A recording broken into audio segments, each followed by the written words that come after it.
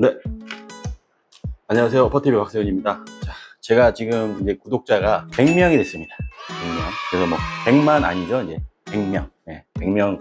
100이란 그 숫자가 뭐 크다면 크고 적다고 하면 적지만 저에게는 굉장히 큰 구독자 수라고 생각합니다. 그래서 100명 구독자 분들 너무 감사드리고요. 그 영상 앞으로도 더 열심히 만들어서 여러분께 꼭 도움되고 유익한 정보 될 수 있도록 더 노력하도록 하겠습니다. 정말 감사합니다. 네, 오늘은 금리 인하를 이제 하는 부분에서 이제 은행권에서 벌써 움직이고 있다라는 이제 주제로 한번 말씀을 좀 드리려고 합니다. 자, 천천히 한번 살펴볼게요.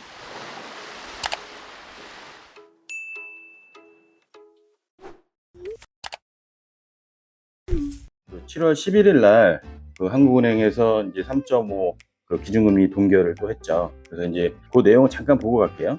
여기 이제 보시면 금년 그 성장률이 지난 5월 전망치 2.5에 부합할 것으로 이제 예상한다라고 이제 나왔습니다. 그래서 그 금년 성장률은 지난 5월 그 2.5에 부합한다. 어느 정도 성장률이나 이런 거는 지금 좋은 추세로 가고 있다라는 얘기고, 그 다음에 그 6월달 그 소비자 상승률이 2.4, 저번에 말씀드렸죠? 이창용 총재께서 이제 2.3에서 2.4라고 이제 그 물가가 이제 내려오면 금리 인하 시점을 이제 논의하겠다라고 했던 그 2.4가 그 얘기였고, 근원 물가, 신용품과 에너지를 제외한 근원 물가는 2.2%입니다. 2.2%로 지금 내려와서 어느 정도 인플레이션이 좀 잡혀가고 있다. 그 얘기를 하고 있는 겁니다. 이제 이런 식으로 가다 보면 그 소비자 상승률은 2% 초반대로 완만히 낮아질 것으로 보이며, 지난 5월 그 전망치가 2.6이었어요. 근데 2.6보다 지금 예상보다 지금 낮아졌다는 얘기죠. 2.6에서 2.5에서 이제 그 연말까지 가지 않겠느냐라고 했는데 2.4가 6월달에 나온 거예요. 그래서 이제 생각보다 빨리 둔화되고 있다라는 그 시그널이 이번 6월 CPI 물가가 이제 나온 겁니다. 그래서 이제 그 5월 전망치 2.2도 부합할 것으로 예상이 된다라고 이제 나옵니다. 네, 전체적으로 예상을 약간 하회하는 그런 추세로 지금 가고 있다라고 이제 보고 있는 거죠. 이 얘기는 지금 물가 하락으로 인해, 그래서 이제 CPI가 어느 정도 잡혀가고 있어서 그 금리를 인하할 수 있는 여건은 하반기로 가면 갈수록 이제 부합할 것이다라고 이제 얘기를 하고 있는 겁니다. 그래서 이제 언제쯤이면 이제 금리 인하를 정확하게 논의할지는 미국 금리 인하 시점을 맞춰서 그 시점과 비슷한 시점에서, 미국 금리가 이제 9월 달에 인하될 것을 어느 정도 예상하기 때문에 8월 달에 선제적으로 인하하는 것도 약간 부담일 것 같고, 그래서 그 10월 달로 이제 전체적으로 다들 이제 예상을 하고 있는 겁니다. 자, 그러면 이제 금리 인하가 어느 정도 이제 그 예상이 된다. 그래서 그 예상이 되면 금융권에서는 제가 저번에도 말씀드렸지만 은행은 시장을 벌써 선 반영을 한다라고 이제 말씀을 드렸잖아요. 그 금리 인하가 지금 10월 달로 예상이 되기 때문에 그럼 시중금리에서 어느 정도 선 반영을 하고 어떤 움직임이 있느냐라는 부분인데, 자, 그 부분에서 이제 제가 설명드리는 거는 요게 이제 같은 날 나온 건데, 금리 바닥치고 오르던데 주택담보대출 최저금리 2%대 은행은 이렇게 나오잖아요. 근데 여기서 이제 그 보셔야 되는 거는 주택담보대출 혼합형 금리인데, 혼합형 고정금리입니다. 고정금리, 혼합형 고정금리가 나왔다는 거는 이제 금리가 내려간다는 것도 은행에서 선 반영을 한다는 그 시그널이에요. 왜 고정금리가 이제 나올지 한번 가만히 생각해 보시면, 우리가 금리가 막 올라가고 있는 2020년 그 5월부터 금리가 이제 3.5%까지 지금 금리가 계속 올라갔잖아요. 자, 그러면 그때는 고정금리 상품이 있었나요? 고정금리가 상품이 없죠. 변동으로 막 5%, 막 7%대까지 막 변동금리로 합니다. 그러면 거기에 이제 각 가상금리를 엎어서 금리를 많이 하기 때문에, 그래서 그 2020년도, 2023년도에 그 금융권에서 실적이 어마어마하게 늘어났죠. 너무 많기 때문에 금감원에서 어느 정도 너무 이익이 너무 많으니까 어느 정도 그 소비자에게 돌려줘라 라는 얘기도 있었죠. 그래서 이제 그런 부분만큼 은행 실적이 그 사이에 엄청 좋았어요. 그러니까 변동금리로 계속 이어졌던 거죠. 만약에 그 0.5에서 이제 가산금리 한다고 해서 2.5%를 고정금리로 만약에 그때 당시에 상품을 줬다면 은행에서는 손해가 엄청나겠죠. 그래서 고정금리 상품은 경기 이제 그 금리 상승 주기에 있을 때는 상품이 나오지가 않아요. 그래서 이제 금리가 이제 하락의 예상이 되는 그 시점부터 이제 고정금리 상품이 나오는데, 여기에서 이제 얘기하는 그 5년이라는 이런 단위, 왜 5년을 썼을까? 자, 보시면 그 주택주담대 혼합형 고정금리 은행채 5년물 기준 이렇게 나왔습니다. 은행채 기준으로 5년 금리로 고정금리로 가다가 그 다음에 5년 이후는 그 코픽스 금리 그 6개월 변동으로 코픽스 금리를 적용한 변동금리로 바꿔주겠다는 얘기예요. 자, 그러면 왜 5년일까? 예전에 그 금리 변동 그 주기를 한번 보면 2021년도 때 요때 이제 금리를 3.25였다가 내리기 시작해요. 그래서 3.25에서 쭉 내리는데 요 내려서 한번 보합이 되고 이제 되는 요 타이밍, 요때가 딱 5년이에요. 그 다음부터 살짝 이렇게 올라가죠. 그러니까 기본적으로 5년 정도, 앞으로 5년 정도는 금리가 계속 내려간다라는 생각으로 금융채 5년물을 제시하는 것 같고, 그 이유는 내려갈지 올라갈지 그거는 지금 판단하기가 어렵다. 그래서 현재로서는 5년물로 일단 고정금리로 잡아놓고, 그 이유는 내려가든 올라가든 그때 상황을 보겠다라는 말인데, 지금 현재 얼마 전에도 지금 나왔는데 시중에 아마 신한은행에서 금리를 2.8로 0.86으로 지금 내려놓은 거예요. 그러면 지금 우리 그 기준금리가 3.5인데 은행채를 한번 볼까요? 여기 보시면 지금 현재 오늘 날짜로 은행채가 3.4예요. 단순 계산으로 0.6%를 지금 손해보고 은행에서 고정금리 상품을 준다라고 이제 나오는 거죠. 그러면은 은행에서 우리가 이제 고정금리를 조금 손해보더라도 좀 싸게 드리겠다, 뭐 이런 식으로 비출 수가 있어요. 근데 이거는 지금 현재 시점이죠. 근데 이제 5년 동안 은행이 지금 바보가 아닌 이상 이렇게 싸게 줄 이유는 없죠. 그래서 금리 인하할 때 5년 정도 떨어지면 거의 2% 정도 떨어집니다. 떨어지는 그 곡선에서 은행에서 이윤을 볼 수 있는, 예를 들어서 3%라고 예상을 하고 3% 정도 이제 받는다. 그러면 이제 그 지금 현재 시점에서 은행채로 한다고 해도 0.4% 정도는 은행에서 손해를 보지만 얼추 이익으로 돌아가는 전환점이 생기는 거예요.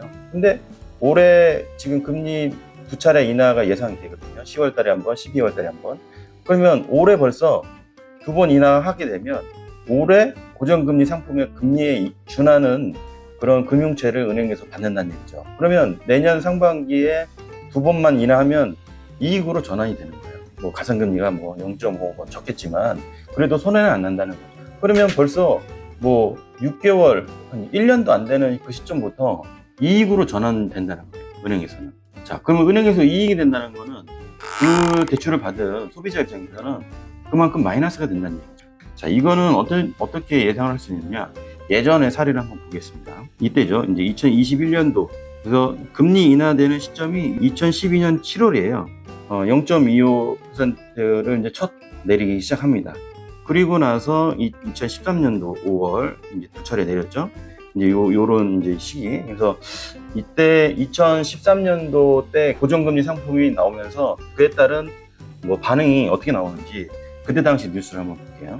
자, 여기 한번 보시면 2014년 8월 그 뉴스인데 현실 외면 고정금리 대출 정책 서민만 물리나 이렇게 나와 있어요. 그래서 이 내용을 한번 보시면 3년새 대출 1.2% 하락, 금리 인하 혜택에서 철저히 소외됐다. 이게 이제 그 같은 얘기거든요. 이때 이제 금리를 3년 동안 1.3%가 이제 하락을 한 거예요. 그 3.25에서 뭐 2%대까지 예를 들어서 하락을 한 거죠.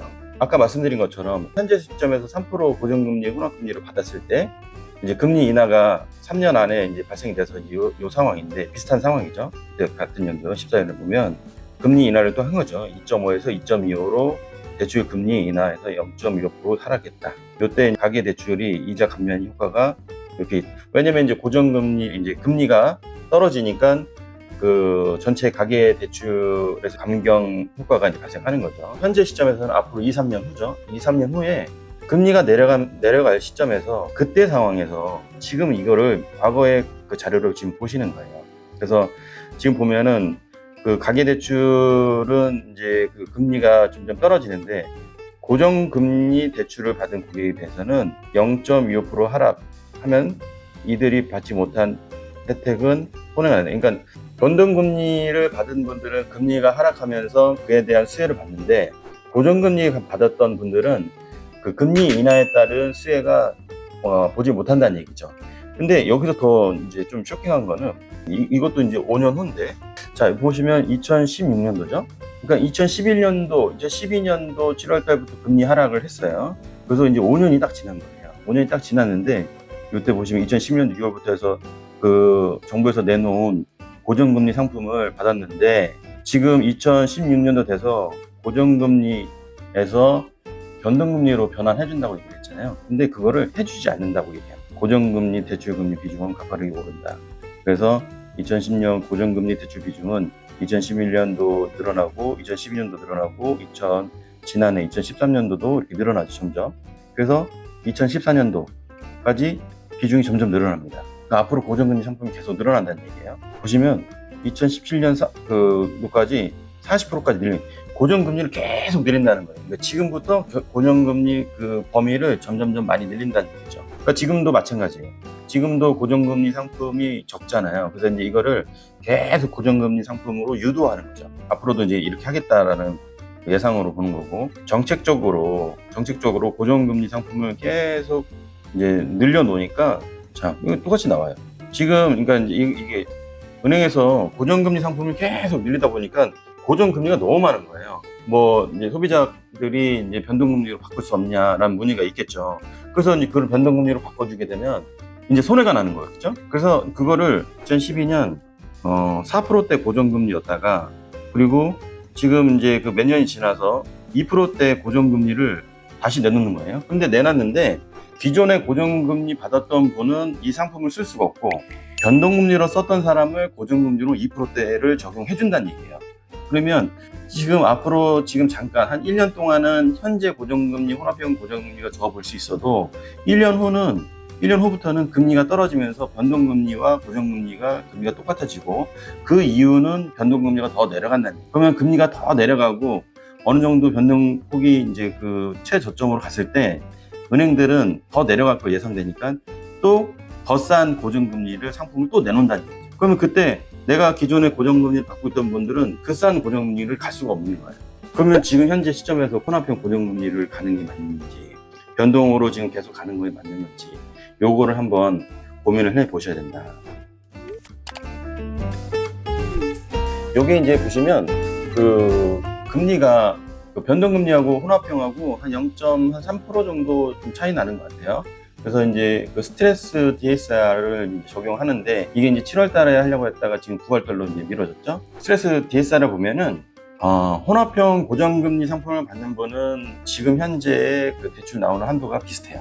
근데 변동금리를 받는 분들은 한 10% 정도 빠지죠.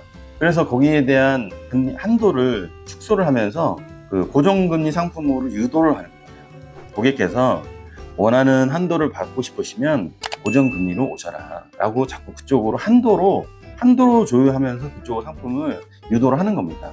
우리가 어떤 집을 살려고 상담을 받을 때는 그 집을 이제 구매를 하겠다고 하는데, 우리가 보통은 싼 거를, 가격이 더 저렴한 걸 사는 것보다 조금 더 비싼 거를 사기 위해서 대출을 받잖아요. 그 한도가 굉장히 중요한데, 그 한도가 10%가 엄청 큽니다. 근데 그 10%가 적게 나온다? 근데 고정금리다? 현재 금리보다 좀 싸다? 라고 해서 지금 이제 당장 그쪽으로 유도를 해서 상품을 진행을 시키는 겁니다. 그러면 그거 현재로서는 그게 싸다고 느껴서 가지만, 짧게는 1년 반, 뭐 길게는 한 2년 정도 지나면 금리가 더 빨리 내려와요. 금리 하락 시기에는 절대 고정금리를 하면 안 돼요.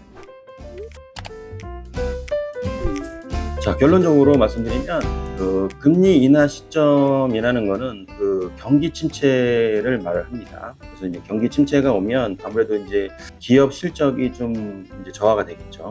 기업 실적이 저하가 된다는 것은 우리가 지금 이 주식이나 이런 쪽 채권이나 이런 쪽으로 지금 자금 흐름이 많이 가 있습니다. 경기 침체로 인해 이제 기업 실적이 저하되면 주식이나 국채에 들어가 있는 그 자본들이 이 부동산으로 다시 올 수밖에 없겠죠. 안정 자산으로 다시 유입이 되는 거예요. 금리 인하 시점과 맞물려서 부동산의 자산이 이제 가치가 이제 높게 평가된다.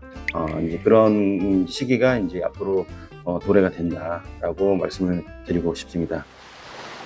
저번에도 이제 이어서 이번에도 이제 말씀을 드리는데 그 이제 매수 타이밍은 언제 잡냐라고 이제 볼 때 그때도 말씀드렸지만 이제 본인의 상황과 여건을 봐서 이제 매수 타이밍을 잡는데 금리나 그 이제 시점이 도래됐기 때문에 그때도 말씀드린 것처럼 금리가 다 떨어져 있는 상태, 다 떨어진 상태는 누구나 지금 집을 사야겠다는 마음을 먹고 있다고 말씀드렸죠.